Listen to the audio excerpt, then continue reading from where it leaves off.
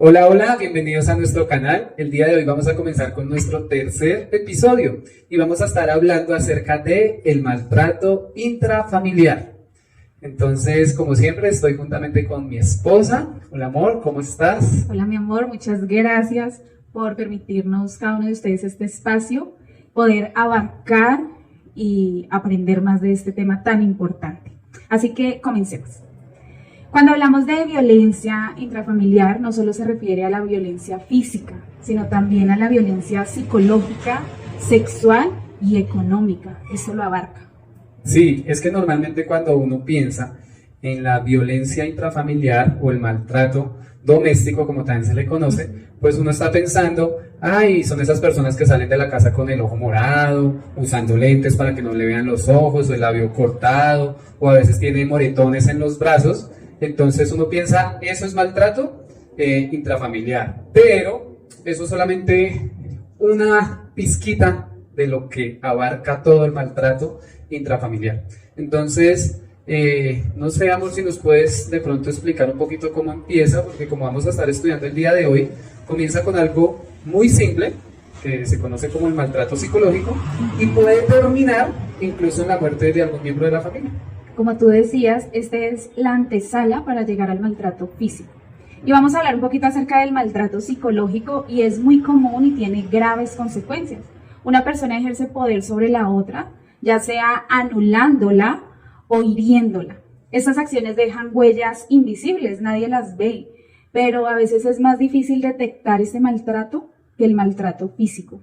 Y la persona que batalla día a día con este maltrato, le quita la responsabilidad o no asume su error y lo que hace es manipular o culpar a otras personas de ello. Así que vamos a hablar de las muestras más comunes en el maltrato psicológico. Uno de ellos es la descalificación, o sea, todo está mal. Cómo te vistes, ya sea el hombre, la mujer, el adolescente, el adulto mayor, porque todos llegamos a sufrir de este maltrato psicológico o podemos llegar nosotros a ser maltratadores. Entonces, ya sea que descalifiquemos a esa persona. Cómo camina, cómo habla, cómo se viste, la carrera que escogió, o sea, todo está mal, por ningún lado le ven nada positivo. Otro de ellos también es la intimidación. Entonces, tanto que la hirió, tanto que la manipuló, la hirió, esta persona se siente menos que su maltratador. Y eso también está incluido lo vamos a ver después, pero es el maltrato económico. Normalmente cuando una persona da un poco más de ingresos dentro de la familia, pues llega a este aspecto de superioridad, de creerse mejor que la otra persona dentro del hogar, y gracias a que él o ella tienen mayor ingresos, pues entonces se creen con el derecho de poder atacar a la otra persona con sus palabras, con sus hechos, quizás comprándose algunas cosas, humillando a la otra con las cosas que le da o que no le da. Otro también que vemos mucho es la indiferencia o el desprecio. Entonces, la persona puede hacer su mejor esfuerzo, ya sea en el trabajo, en sus estudios, pero ya sea su pareja, su padre, sus hijos, dicen, me da igual. O sea, no lo veo importante en mi vida, todo lo de ella me da igual. Entonces, ahí vemos parte del desprecio. No es importante para él o para ella, sino que, obtuvo una carrera, bien, ni mal, le da igual. Sí, también esta indiferencia es un maltrato que se puede ver incluso cuando un hombre o una mujer dejan a su familia. Por ejemplo, el hombre que decidió formar hogar con otra persona y dejó aparte a sus hijos, a su esposa. Esto es incluso un maltrato de desprecio en el cual va a tener consecuencias graves no solamente para la esposa o el esposo que ha sido abandonado, sino también para los hijos que han quedado sin papá o sin mamá. Y cuando queremos hablar acerca de maltrato intrafamiliar, no queremos solamente resaltar al papá, la mamá y los hijos, porque también hay muchos más miembros que pueden intervenir en este maltrato. Por ejemplo, un adulto mayor. El maltrato psicológico de desprecio cuando a un papá o una mamá se dejan en un asilo.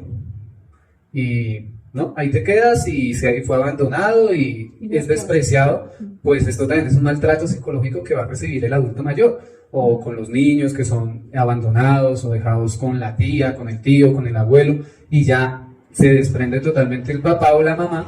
Esto es maltrato psicológico también. Otro punto importante es la comunicación contradictoria. Entonces, la víctima nunca tiene la razón. Sí. Entonces, siempre ella es la culpable, siempre es el culpable, pero yo jamás. Todo lo que nos sucede es por ella o él. Y uno de los rasgos para poder detectar esto es que la persona se victimiza. Entonces esta persona, ay, me están ofendiendo, me están lastimando, y gracias a esa victimación que hace, se da el derecho de humillar a la persona que está ahí juntamente con ella, ya sea la esposa, el esposo, el hijo, la hija o la persona que está a su alrededor. Y así, poco a poco, acaban con la autoestima de la persona, o estamos acabando. Entonces, estos puntos es para poder analizar, es el primer punto, si yo soy maltratador o soy maltratada. Sí, y de pronto una advertencia para nosotros poder examinar si estamos dentro de este maltrato es poder ver el carácter de nuestros hijos, de nuestra esposa, nuestro esposo, nuestros padres, si de pronto les gusta mucho la soledad, andan en depresión, de pronto no les gusta socializar con otra persona, probablemente está siendo maltratada psicológicamente.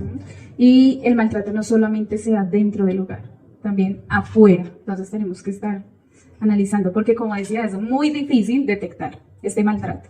Lo pasamos por alto, inclusive aún dentro de las iglesias lo pasamos por alto. Sí, y como hemos estado diciendo, el maltrato psicológico es la antesala para el maltrato físico. Hay algunas estadísticas, más o menos el 25% de las familias sufren de maltrato intrafamiliar, de maltrato o violencia doméstica, el 25%. Y esto usando estadísticas, pero hay muchas más estadísticas que podríamos sacar alrededor del mundo, e incluso las que no son demandadas.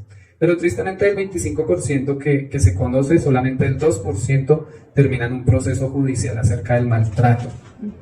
Que esto es lamentable porque en muchos países no hay un asesoramiento, una guía correcta por medio de las autoridades para llevar a esto. Ahora, también hay varias estadísticas un poquito fuertes.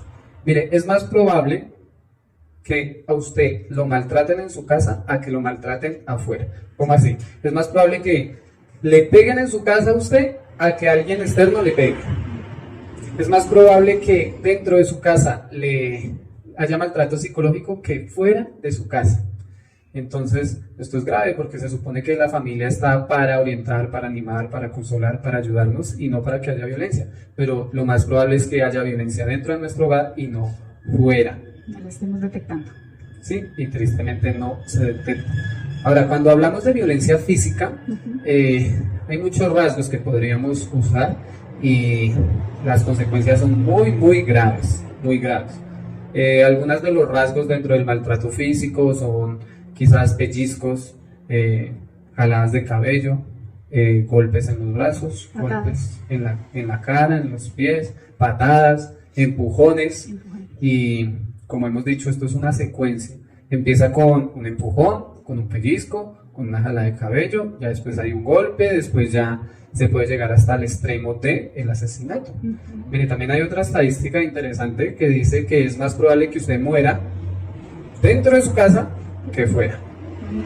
Y eso es algo alarmante, muy, muy alarmante. Entonces, también debemos mencionar de otros maltratos dentro de la casa. Entonces hemos hablado del maltrato psicológico, maltrato físico y también hay el maltrato económico. Bueno, ahí podríamos hablar de la manipulación por el dinero. Entonces, el hombre o la mujer, de acuerdo a sus ingresos o cuánto gane, empiezo a tener dominio sobre mi pareja y aún más sobre mis hijos. Porque pues mis hijos no trabajan si tengo menores de edad. Ahí es donde entra en muchas ocasiones la manipulación para poder obtener algo. Entonces, por ejemplo, si en la casa gana más el esposo que la esposa, entonces, ¿quieres tal cosa? Haz esto o aquello. Entonces, supongamos la esposa le dice, ay, mira, que yo quiero un bolso, esto. Entonces, ¿cómo entra el maltrato económico? Con la manipulación. ¿Quieres el bolso? Haz esto, retribúyeme con esto o aquello. Lo mismo pasa incluso hacia los hijos. ¿Quieres, hijo, que te premie? Cumple con esto, haz esto. Entonces no se le enseña al niño o a la esposa a dar por amor, a esforzarse por condición propia, sino en conveniencia de recibir algo. Y esto es un maltrato económico. ¿Por qué? Porque cuando se le enseña esto a un hijo, haz para obtener, cuando llegue a matrimonio, llegue un poquito más de edad, esté en la universidad, lo que él va a tener en cuenta es, tengo que hacer algo para poder retribuir algo. ya sea cariño, afecto o otras cosas, y ese no es el paso que el Señor quiere. Ahora, es importante aclarar que cuando uno empieza un hogar, empieza una familia, la economía dentro del hogar se vuelve una. No importa quién gane más o quién gane menos. Lo importante es que ahora es una bolsa unida, una bolsa familiar. Y se usa el dinero en pro de todos dentro de la familia. No a conveniencia de uno, a conveniencia de otra, o prefiriendo uno o el otro, sino que es una bolsa común y todos están hacia el mismo oriente. Y eso tristemente a veces se deja de lado, y gracias a que yo gano un poquito más, pues creo que tengo mayor autoridad hacia otra persona. Hacia tomar las decisiones. Exacto. Vamos al siguiente punto, que es maltrato sexual, y de este sí, muy poco se habla. Sí, se pasa por alto porque en muchas ocasiones da vergüenza hablar de ello. Pero el maltrato sexual es incluso a veces obligar a mi pareja a hacer algo que ella no quiere o que él no quiere dentro de la intimidad sexual que pueda haber dentro del hogar. No respetar la privacidad. Sí. ¿Qué es lo que pasa? Hemos hablado en el capítulo anterior, en el episodio número 2, acerca de la pornografía, y gracias a la pornografía uno llega con una distorsión al matrimonio.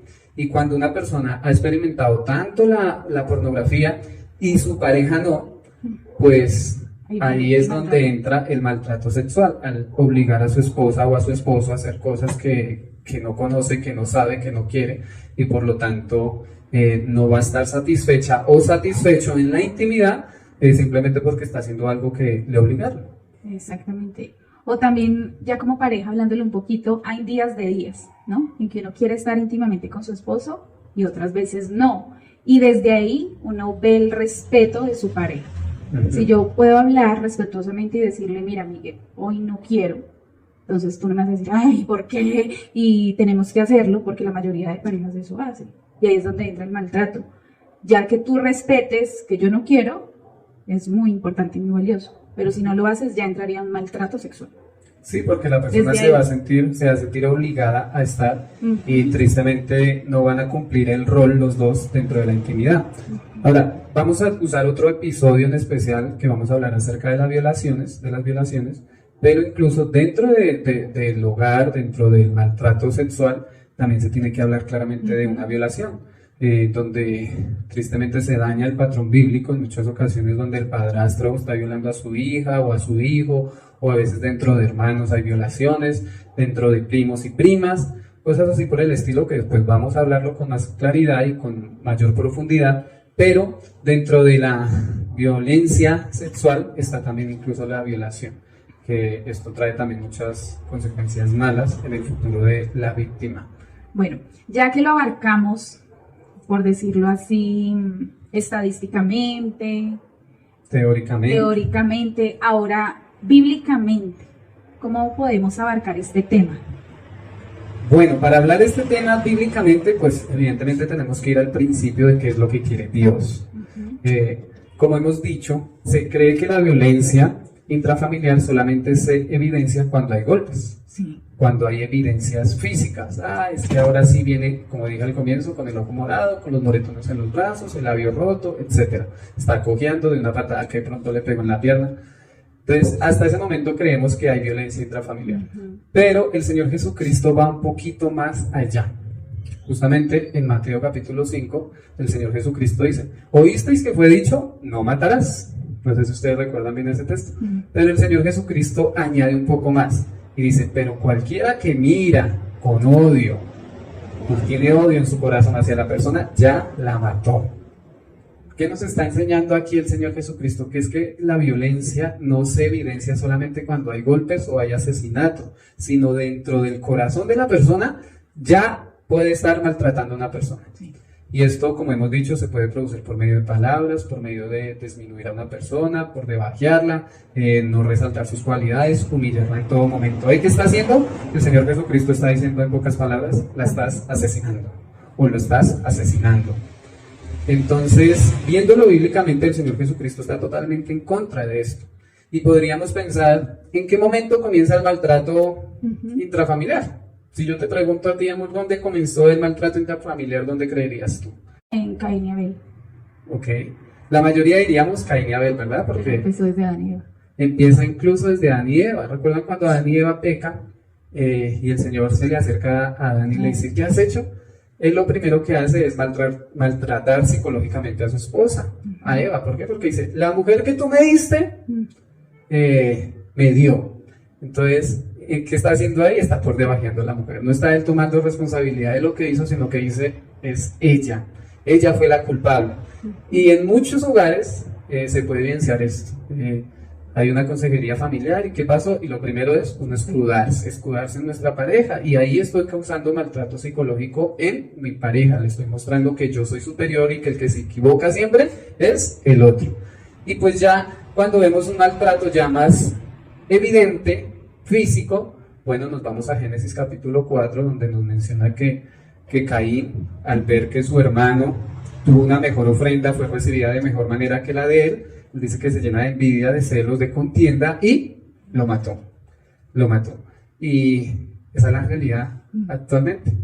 Mi hermano prosperó y yo no, lo asesino para quedarme con las cosas. Mi esposa le está yendo mejor que yo, la asesino para quedarme con esto. Mi papá tiene mejores propiedades y yo quiero quedarme con la herencia, lo mato. Entonces, si nos damos cuenta del maltrato físico y psicológico dentro de la Biblia, es muy, muy evidente. Tenemos otro ejemplo claro.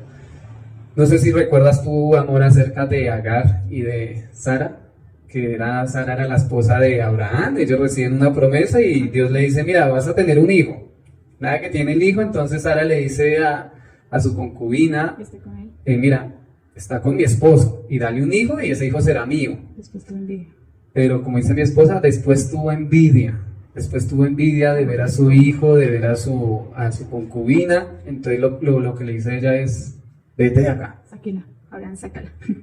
Sácala. Entonces imagínense la presión que había ahí dentro de ese hogar, psicológicamente hablando hacia Agar, de Agar sentirse despreciada, desechada. Tanto así que cuando Agar sale de allí, del lugar, dice que no tenía nada que comer, nada que beber, y ella dice, me va a tocar matar a mi hijo, porque lloraba, y dice que lo dejó en un lugar lejano y ella lo veía desde lejos, estaba esperando que muriera, y él llora, pero ahí se aparece Dios y le dice, Agar, no, de él voy a hacer una nación grande.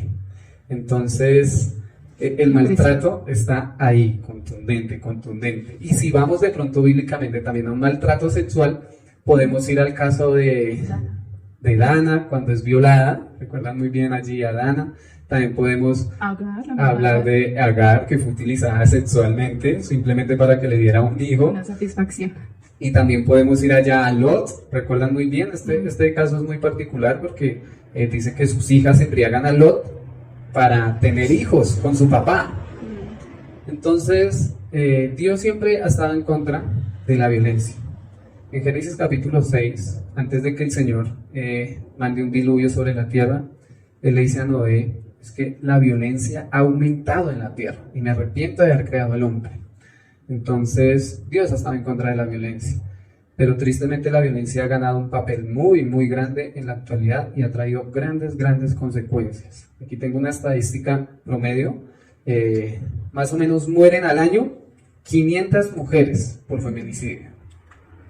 Entonces, ¿qué es el feminicidio? Básicamente es el maltrato intrafamiliar, pero dirigido explícitamente del esposo hacia la esposa. Feminicidio.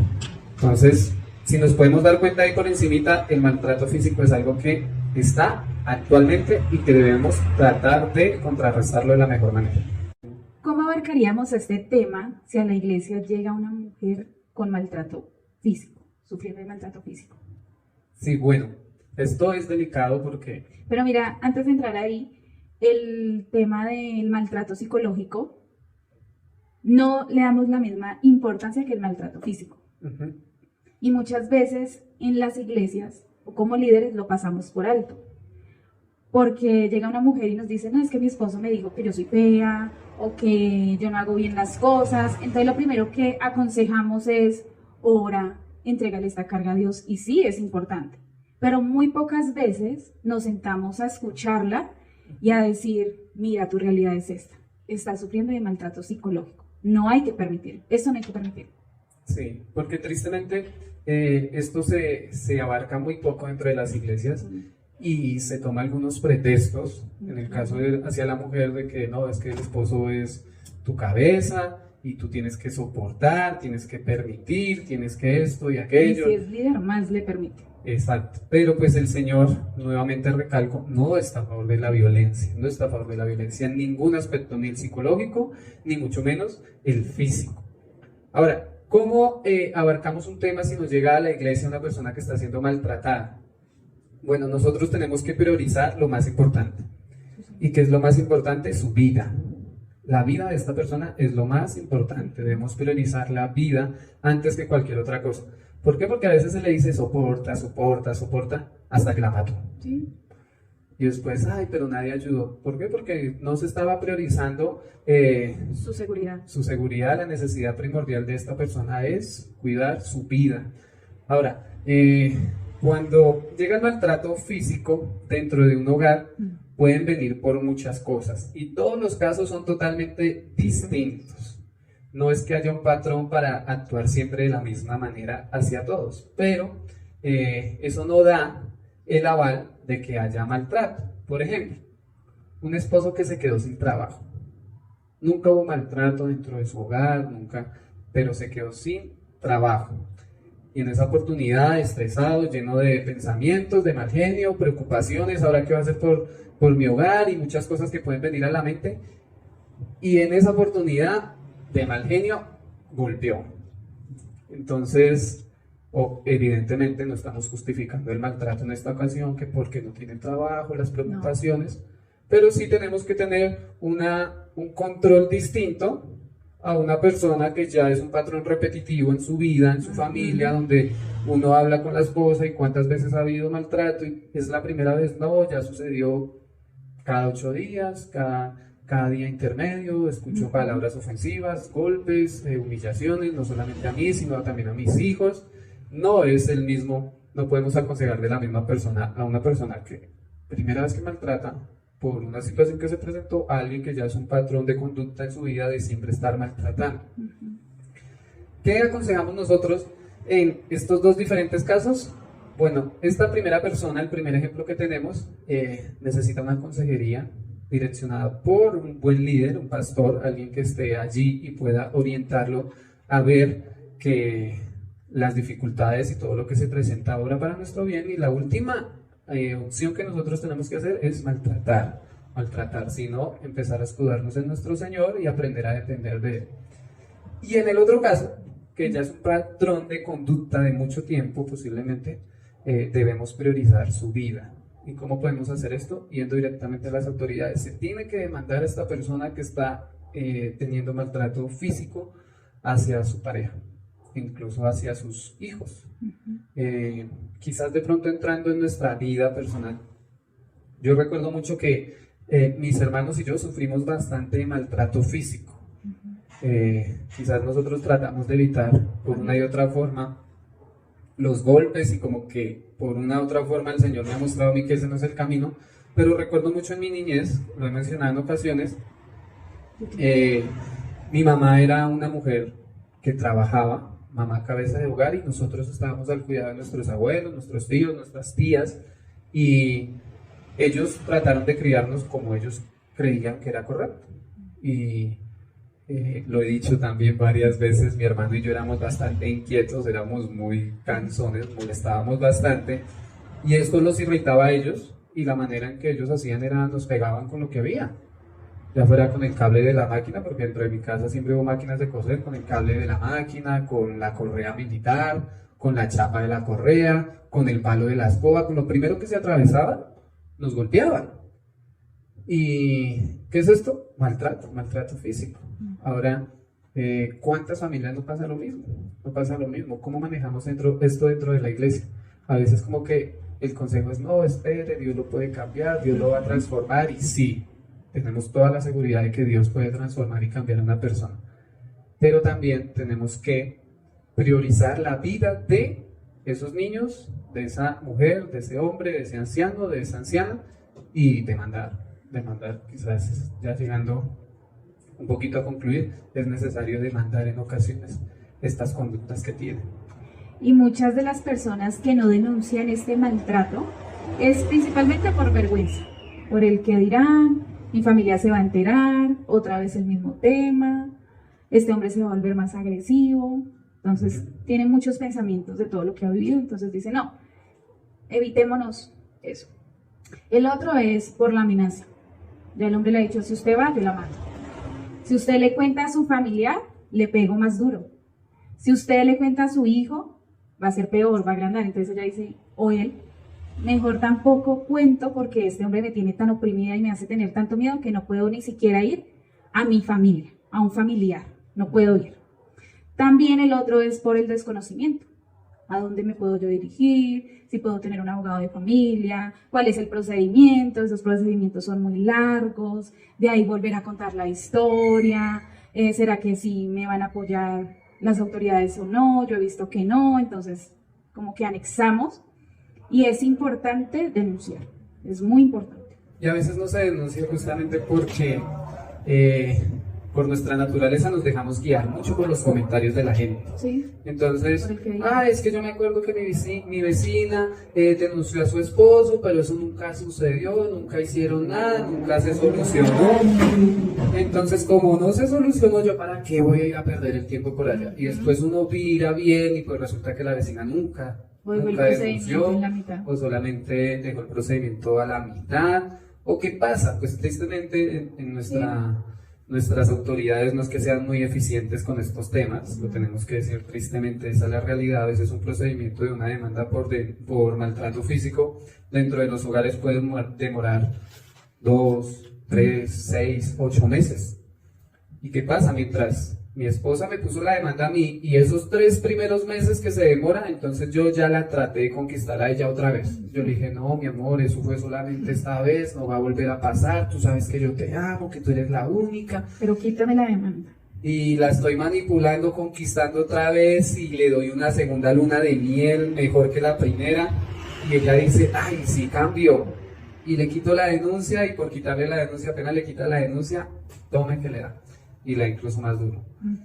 Y en muchas ocasiones ahí es donde llega la muerte de la mujer o de incluso en hombres también. Hemos visto asesinatos hacia los hombres o hacia los niños. ¿Por qué? Porque en ese procedimiento de espera otra vez se conquista y tristemente no se lleva el procedimiento de manera correcta. Ahora, como siervos de Dios, Dios nos ha llamado a nosotros evidentemente a buscar la reconciliación. El apóstol Pablo dice en 1 Corintios que Dios nos ha asignado un ministerio y es el ministerio de la reconciliación. El ministerio de la reconciliación. Nuestro deber principal es tratar de buscar la reconciliación dentro del hogar. Esa debe ser nuestra primera alternativa y prioridad. ¿Por qué? Porque el mismo Señor Jesucristo nos ha llamado a ser embajadores de paz. Embajadores de paz. Pero para que usted pueda ser embajador de paz, primero tiene que conocer la paz que proviene de nuestro Señor Jesucristo. Si usted no ha conocido la paz, usted no puede ser un embajador de paz. Usted no puede tratar de mostrar paz hacia la persona que le está maltratando, o usted no puede dejar de ser maltratador si no ha conocido la paz. Esa paz solamente proviene de parte de Dios. Ahora, entramos a una pregunta muy importante. ¿Cómo yo puedo conseguir esa paz? ¿Cómo puedo yo ser un embajador de paz dentro de mi hogar? No sé si usted ha hablado con algunas personas y dice, ay, es que esa persona me transmite tanta paz. Bueno, ¿cómo se puede llegar a eso? Lo primero es aceptando el perdón y perdonando. Aceptando el perdón y perdonando. Lo primero que usted debe identificar el día de hoy, si de pronto usted es maltratador o es maltratado o maltratada, que usted puede recibir perdón de parte de Dios. ¿Por qué? Porque como hemos dicho, el maltrato es asesinato. Quizás usted no ha llegado al extremo de asesinar a su pareja, de asesinar a sus hijos, de asesinar a sus papás o a sus nietos o sobrinos o lo que sea. Quizás usted dice, no, pero yo no los he matado. Pero el Señor dijo que si le golpea con ira, si tiene ira en su corazón, ya lo asesinó. Entonces lo primero que usted debe entender es que eso se llama asesinato. Y que el Señor le quiere perdonar. El Señor le quiere perdonar ese pecado. El Señor dice que Él hace a todas las personas nuevas. Todas las cosas viejas pasaron y Él las hace todas nuevas. Él puede transformar y limpiarle su vida. limpiarle su vida, pero para eso usted necesita primero entender que es un maltratador, que usted es un asesino, que suena un poquito duro, pero es la realidad, usted es un maltratador. Cuando usted entienda esto, ahora usted puede ser perdonado, y cuando usted es perdonado, ahora tiene que pedir perdón. Tiene que pedir perdón. Usted tiene que acercarse a su pareja, a su esposa, a sus hijos y pedirles perdón y recibir ese perdón, así como Dios nos perdona, pues nosotros también debemos perdonar. Entonces, cuando usted ya es perdonado, cuando usted ya ha sido embajador de paz, pues en ese momento Dios hace todas las cosas nuevas. Qué bonito es saber que Dios puede transformar un hogar y puede volverlo uno muchísimo mejor. Y qué bonito poder finalizar de esta manera este tema tan complejo y tan fuerte como es el maltrato, la violencia intrafamiliar. Entonces, recibir el perdón y perdonar a otros, con esto finalizamos.